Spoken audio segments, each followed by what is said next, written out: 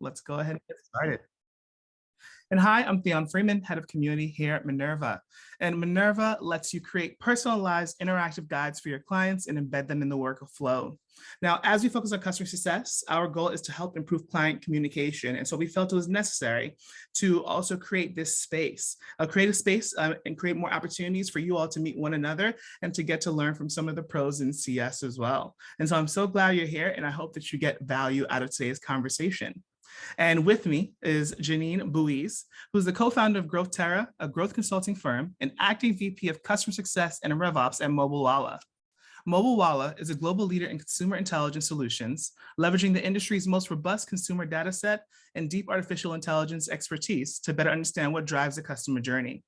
Janine's career and expertise has focused on growing technology companies, from consulting to working in startups and global tech companies. She combines a customer-centric culture and mindset with excellence in execution, ensuring the people, processes, playbooks, and tools are in place to deliver the outcomes and experiences customers expect. She's also a board member and treasurer of Girls Inc. of Westchester County.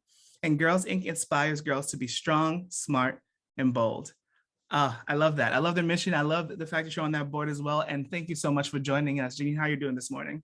I'm doing just great, Theon. Thank you for having me, and welcome everyone, and big shout out to everybody from Canada. Thank you for joining us. This is wonderful to see this community that you've created here. This is great. And I gotta say, this is our fourth event now in the past 5 weeks. And so we've been trucking along, and people have been showing up and coming along, and I appreciate that, and reaching out. And so continue to do so. Questions, resources, all the above. I'll be personally following up as well. So again, thank you for being here. And Janine, to go ahead and get started, can we just talk a bit more about your background? If you have such a great background within success as well as growing GrowthTera. Yeah, I have been very fortunate, thanks, Theon, and for all of those. I started my career in Canada, which is why I have a very soft spot for everybody there as a transplanted Canadian. I started my career in technology, and I just fell in love with the whole concept of innovation, as well as how you can help customers use innovation in order to achieve their goals. And sort of worked with Accenture, started at Accenture, then launched a mobile satellite company, launched a voice over IP company, spent many years at Nokia in many functions. And then after that, sort of pulled it all together to create GrowthTera with my partner, Sherry, who's on the call as well. And really to take all of that knowledge to help companies grow and scale their marketing, sales, and customer success teams. And it's been quite the journey, learning from both the companies that have been successful and also seeing the lessons learned from those that have failed. So I don't know how many people here may have been at Nokia, but I was there through the rise, and then also through the quick spiral downwards. And sort of those lessons, as you've heard a number of your other speakers say, you learn a lot when you're going through those challenging times. And so our goal is really to help companies sort of avoid that and really bring together all of the right tools and processes and people to make their customers successful and grow and scale. I love that. And going back to pieces on what you've learned, when we were talking before, something poignant you brought up was about the mindset versus function. So customer success itself, can you talk more about that?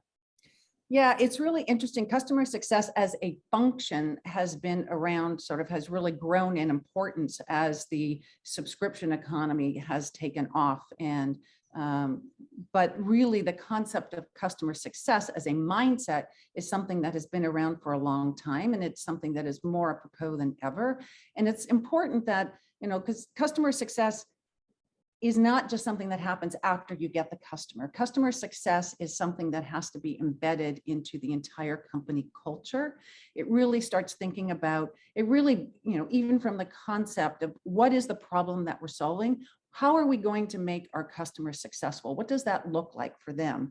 How do we understand what the outcomes that they're looking for, and how do we deliver that?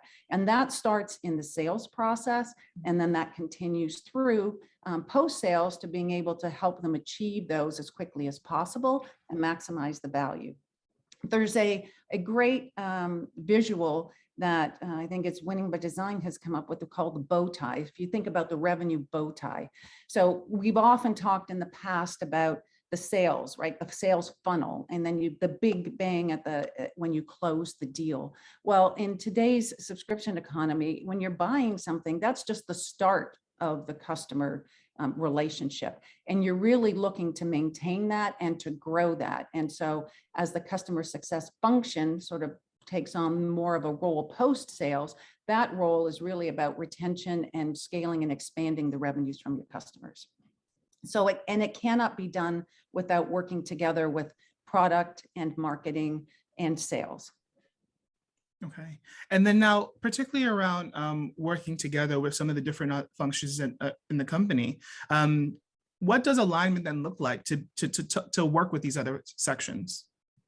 It's a great question, and it's one that everyone is working with, and everyone is always struggling with as well. It really means engaging with the other functions. And so I can speak from, at Mobilewalla, we meet weekly with the sales and product and marketing are all together on our weekly sales call. We have regular interactions around our go-to-market. And it's important that you have that kind of alignment that starts at the goal level. A really solid relationship would start with, here's our revenue goals, and here's how we're all going to contribute to that.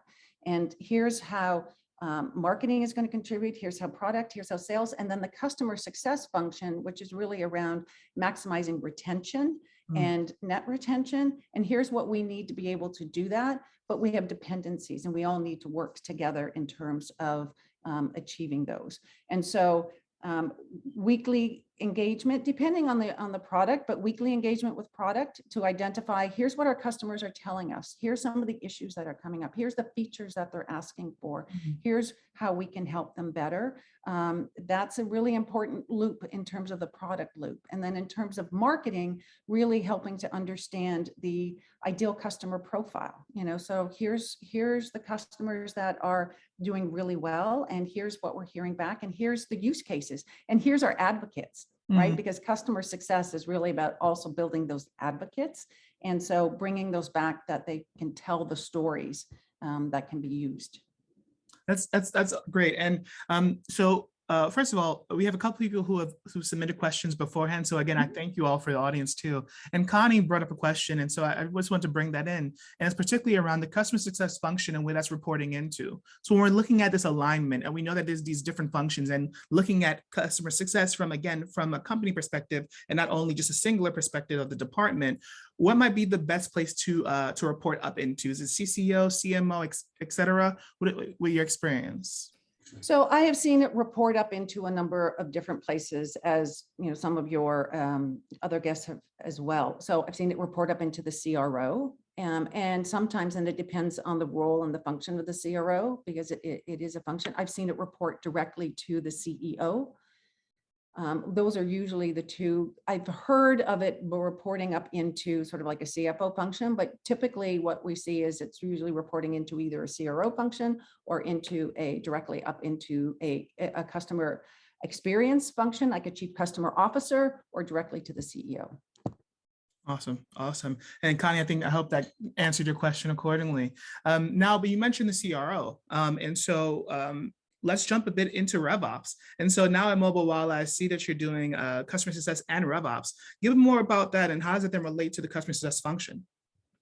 So it's RevOps is really taking a look at the analytical. It's about understanding the data and helping to feed that back into each of the functions.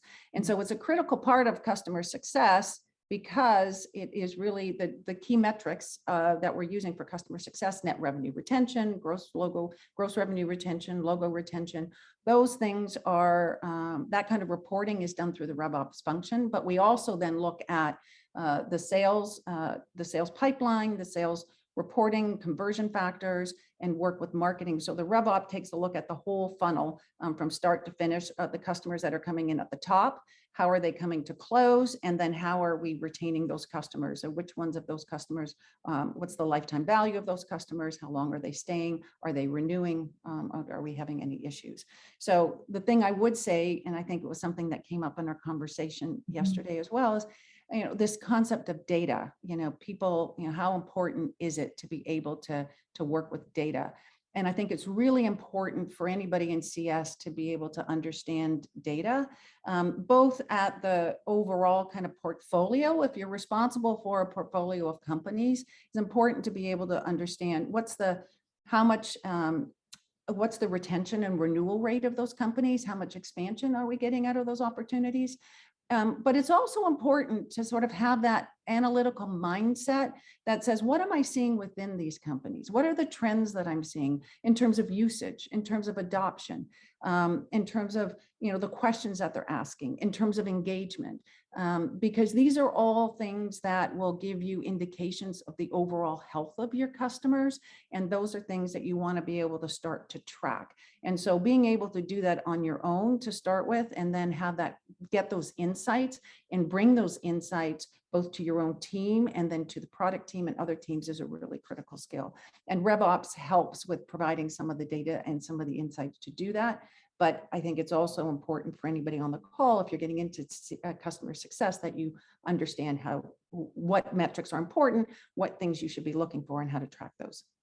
So now, as we're looking at tracking success, and particularly around how you're enabling the team for success from the data perspective, et cetera, what are some of the tools that you're looking at using? How are you then optimizing? How are you then, empowering the team?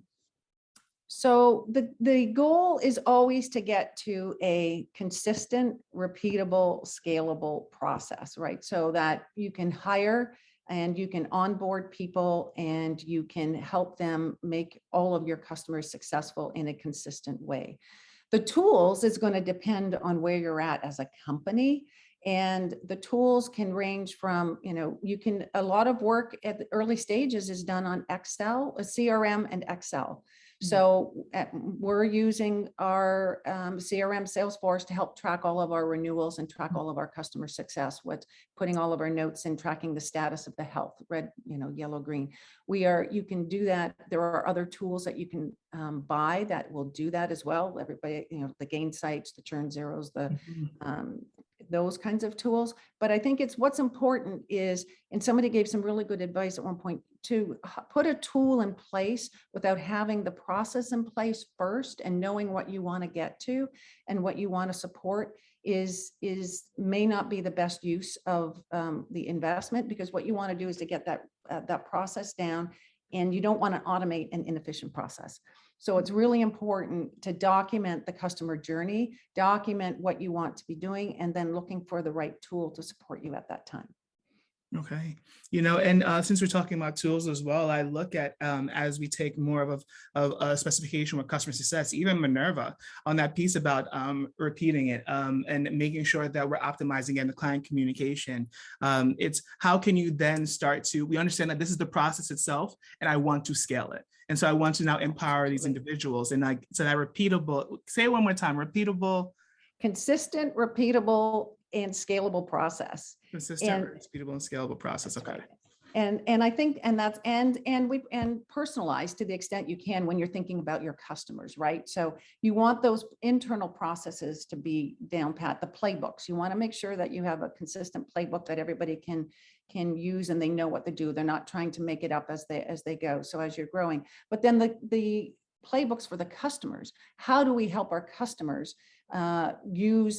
better use our tools so that they can get the maximum value from the solutions that we're giving to them? And that's where tools like Minerva especially can also really help, because you can deliver that consistent, repeatable process. You can help them achieve that, and you can personalize it.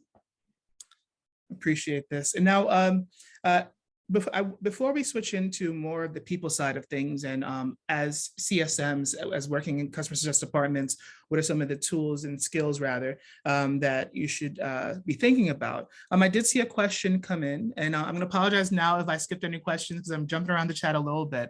But this one is more on KPIs. And so now you have the tools in place. When it comes to looking at KPIs and empowering the team, how do you usually approach that? Or how have you seen that approached in your experience? So from a customer success perspective, the golden KPI is always the net revenue retention. And net revenue retention is really, it's the aggregation of what revenue did we start at?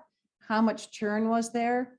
how much contraction in terms of services, and how much expansion. So, and then that gets you to a net number. And then you can see, am I bigger than where I started, and by how much?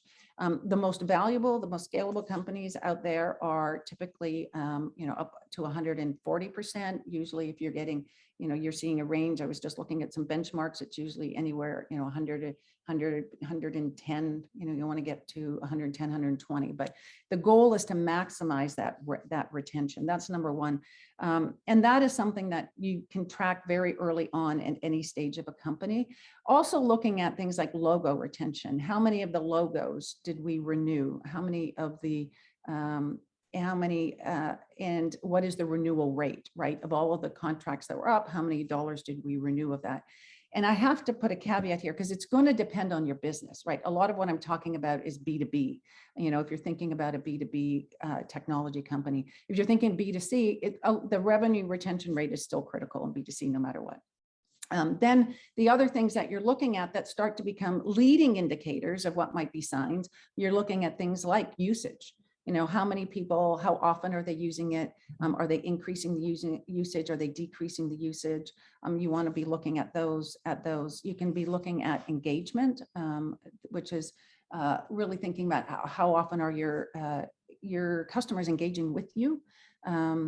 But I think that the key metrics are the retention and the retention, usage, and you would track customer service and issues. Okay.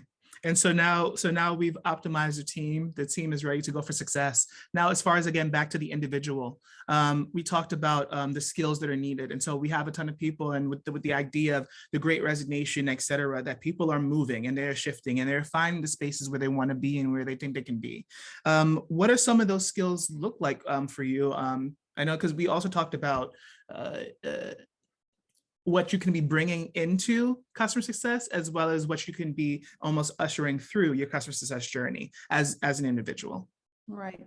I think it's a really exciting time for everybody in terms of opportunities in customer success or opportunities overall. I think customer success is a great place where it uses a variety of skills. And when we've been hiring, when I've been doing hiring recently, there's specific skills related to the product that you want. And then there are other skills that are more of the softer skills that are critical. So if you're looking at a role in customer success, the things that you really want to be able to do, so there will be technical product skills. So if you're dealing with a technical product, you want to be able to make sure that you can understand that and know that. And then there's this engagement skills, the customer relationship skills.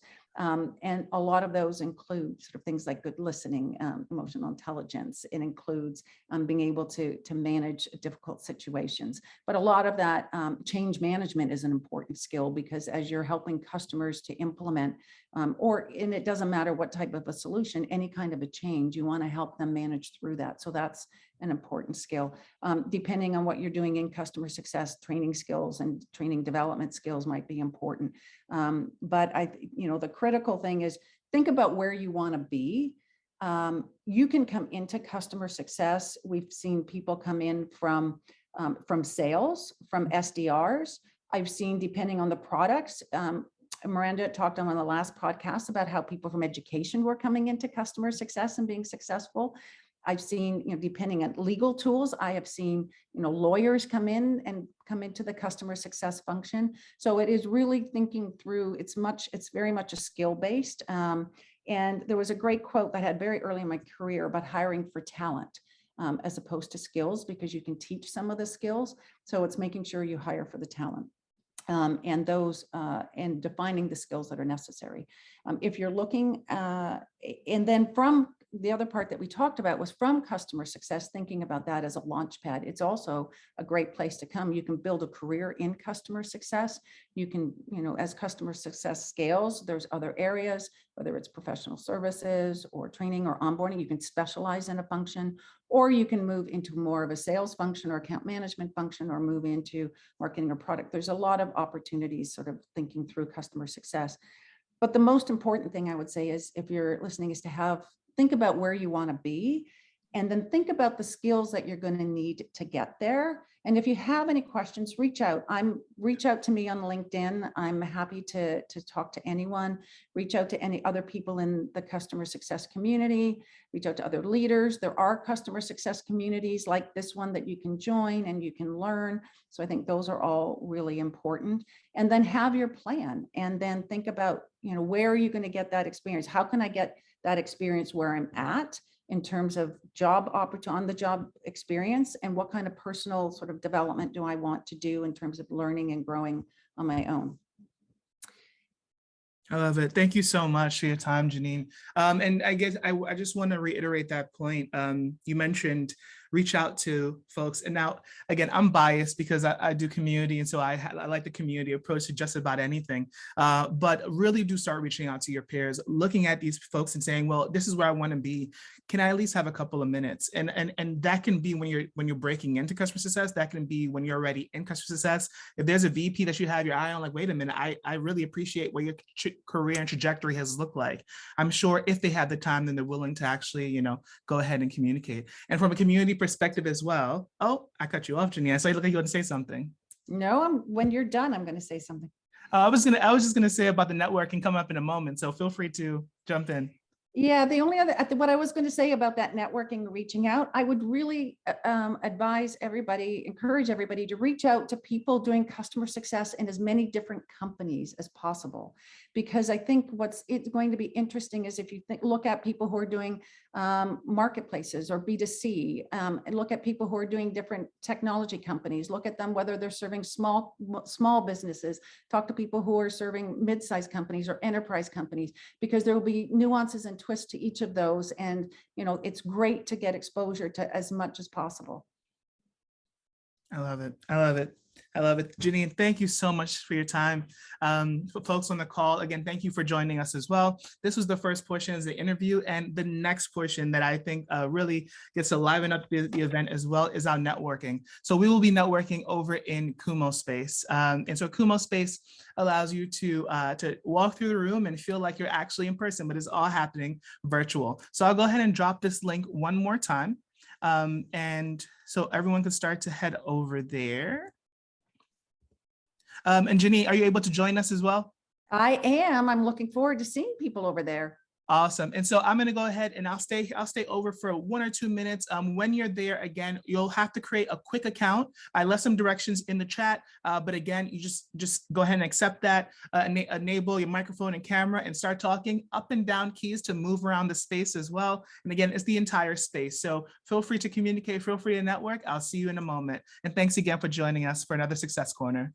Thank you so much, Theon. It was a pleasure to be here. Thank you. Yes, thank you.